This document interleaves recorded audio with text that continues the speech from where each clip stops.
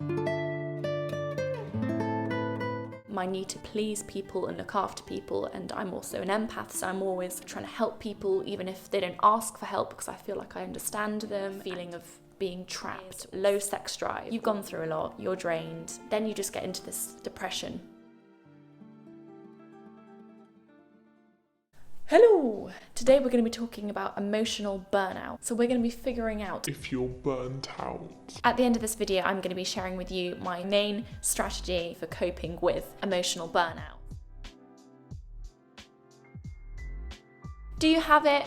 What does that mean? What kind of symptoms come about? And let's figure this stuff out together. Let's go. I think understanding that you actually have emotional burnout is really, really key if you want to heal, because understanding your situation means you can have sympathy for yourself, and being kind and sympathetic with yourself is really essential if you're going to heal, if you allow yourself to heal in the first place. So it's really good that you've searched up this video, you've clicked on it, and I'm going to hopefully confirm that you've gone through a lot, you're emotionally drained, and yeah, it's time to acknowledge it, time to actually reward yourself with a break. I'm basically here to assure you that you've gone through a lot, you're drained, and you deserve a break.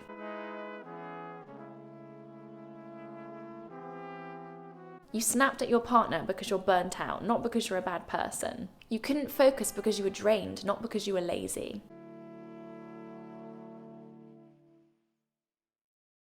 Burnout of any kind can cause physical symptoms. Headaches, stomach aches, there's so much online. But me and my mum always tend to get lower back pain. It said online that women commonly experience like neck pain or back pain in response to stress. So yeah, what I'm trying to say is listen to your body. When you are overdoing it, when you are over stimulated with emotions and other people's dilemmas, your body will react, sometimes physically, in some really extreme ways. That's the timer for my food. I'll be back in a second. My food's ready, but I'm gonna leave it a sec because you are more important. I think it's so incredible that your body can kind of flag up to you physically that something's going wrong, even if the issue isn't something physical. I think that's so amazing. Looking at this list, I've just realised I've got a lot of physical symptoms that show that you might be experiencing emotional burnout. Here's another physical symptom. You have delayed periods. If you have really inconsistent periods, this could be due to stress. Just to put it out there, I'm no doctor, so this is 100% just me babbling on. I don't have periods really that much now because I'm on the coil, but every now and then I'll have a bit of spotting and sometimes some really intense cramps. And I think this comes up when I'm really stressed and emotionally drained and kind of spreading myself thin. When you are under severe emotional or physical stress, periods often become irregular or even stop altogether. This is related to a lack of ovulation and is thought to be nature's way of reducing the chance of pregnancy when you are already under a lot of pressure. Our bodies are incredible. The nature of burnout means our bodies are exhausted and they've had enough and they're trying to put a stop to whatever stress you're experiencing. These kind of symptoms that I'm talking about is your body's way of crying out to you, I guess. Another sign that I'm going to very briefly mention is low sex drive, or your sex drive is reduced. Your libido is lowered. But that's all the physical symptoms I've got listed, which is the majority of the list. Another thing that I wrote down and then I researched and I found that this is a common symptom of emotional burnout is an overwhelming feeling that you have no say in what's going on in your life. So a feeling of being trapped or stuck. I think it's really easy to feel trapped when you've got no space in your mind. Your mind is so busy. If you're trapped up here, there's really no escape. It doesn't matter where you're living or where you're at in your life. Another signal that you're burnt out is you struggle to concentrate on things. Something I really quickly want to mention is this is also a symptom of ADHD. There's lots of symptoms. I'm not saying you have it at all. And again, I'm not a doctor, but I've recently been in contact with the doctors about ADHD. ADHD is commonly undiagnosed in women because there's kind of outdated practices in terms of trying to find out if you have it or not. It's not, the process is outdated. So have a look into that if you feel like it. Just thought I'd mention it anyway. So yeah, if you're struggling to get anything done and you can't think clearly, this is another sign. This relates a lot to the kind of trapped feeling. I think because your mind's so busy, there's no room for kind of learning and doing tasks because you've got so many thoughts lingering that kind of need to be processed. So yeah, maybe try meditating.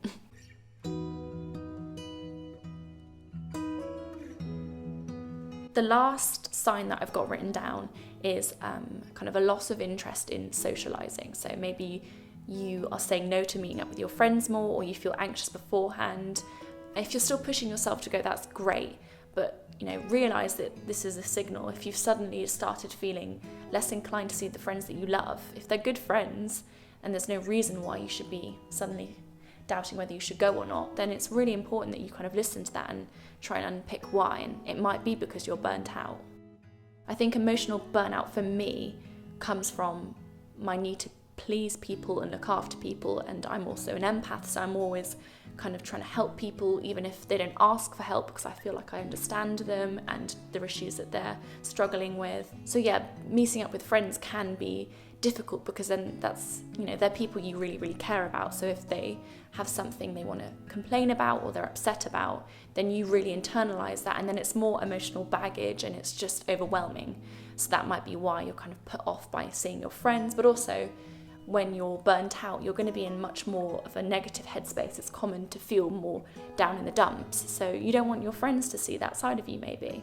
Maybe you're the strong one or the positive one or the funny one. So you don't want to appear as this broken person to your friends. But one thing I'm going to say is, if they're your friends, they will want you there. They will want to console you. They'll want to be there for you. And it will feel so good to receive their love when you are not your best self. That's when you know it's a true friendship. I'm not encouraging you to meet up with them, every day, or even when you're just desperate to just lie down or just do a meditation. No, take time for yourself as well. And that's I'm going to be tapping into that in just a second with my suggested strategy for combating burnout. But what I'm trying to say is, don't always say no. It's so easy when you're burnt out and emotionally drained to just avoid everyone and anything. And then you just get into this depression where you just kind of sit.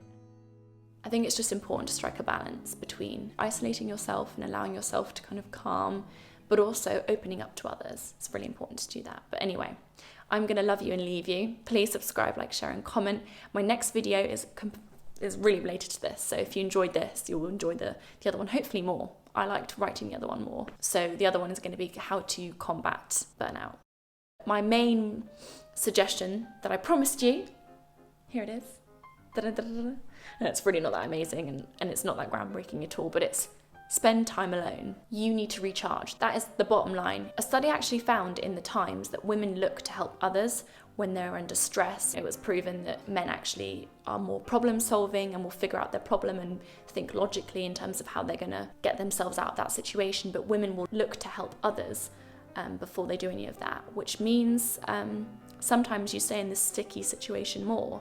And often I'd encourage people to help others. That's great. But actually, if you're watching this video, take some time for yourself. Stop helping them for a moment because you need to help yourself first. Focus on you for a bit so you can sustainably help others. So go to that stress-free zone, maybe your bedroom, put on your crystal salt lamp, go to a space where you know you're not going to be interrupted, where you can just kind of... I'm sorry if you watched all the way to the end for that. I'm sure that's not particularly groundbreaking or anything, but it's just more of a reminder than a guess what I could suggest.